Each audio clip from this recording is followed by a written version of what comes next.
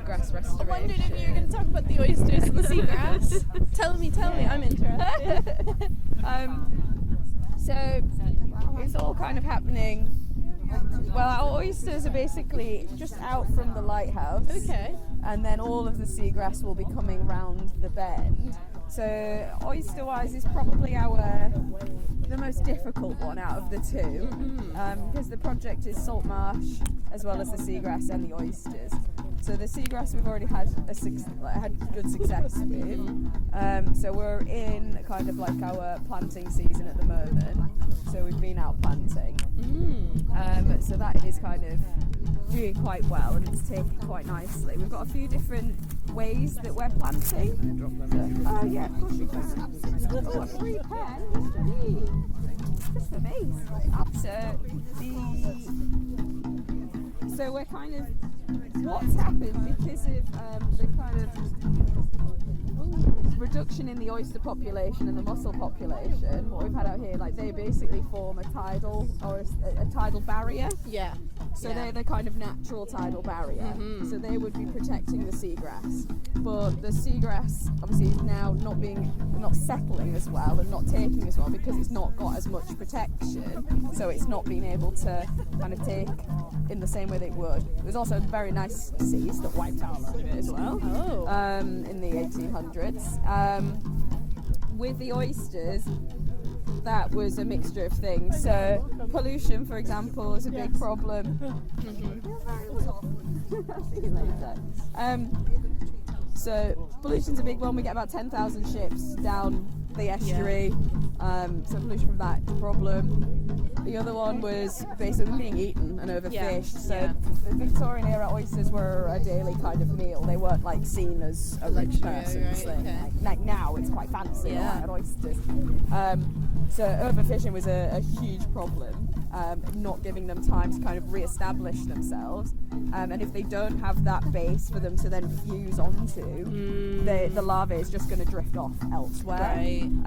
So what they do is they release that larvae into the water, hangs around for a bit in the water, and then it'll settle on a hard surface. That will usually be another oyster shell. They then kind of build up, make this huge wall, this huge sea defense, and it works together in tandem, protecting span and the shoreline.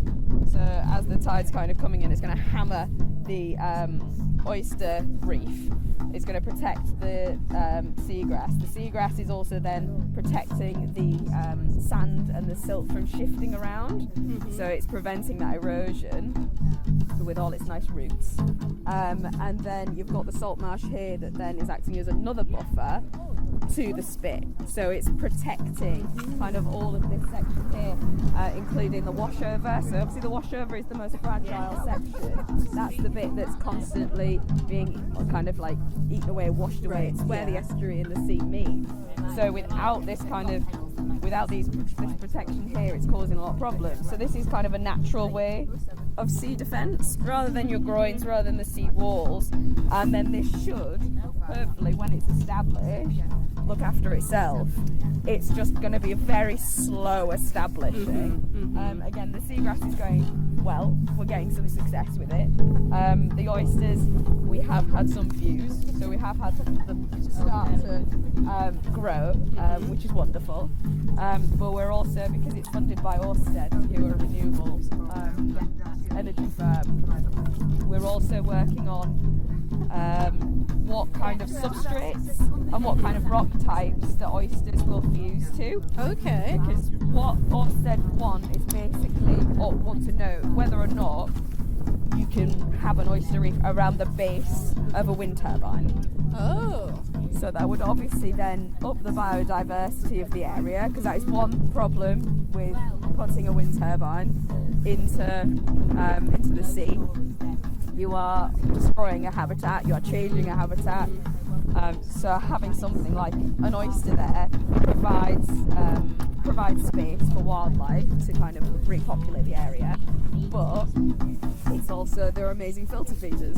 So they're great at kind of cleaning up the water, improving the water quality. So you've also got that as well. So oysters are awesome. Yeah. they're amazing. They don't get, obviously people just usually, they're just some gross thing that you eat and it's salty. You wouldn't want to eat. I would, it's with seafood in general, it's quite a difficult one, I suppose. But yeah, a filter feeder that's constantly taking in dirty water is good. So I wouldn't personally want to eat one. It probably wouldn't be too bad. I don't know. You'd want to, yeah, not personally. To build up that diversity, the amount of marine life that relies on things like seagrass meadows, isn't there?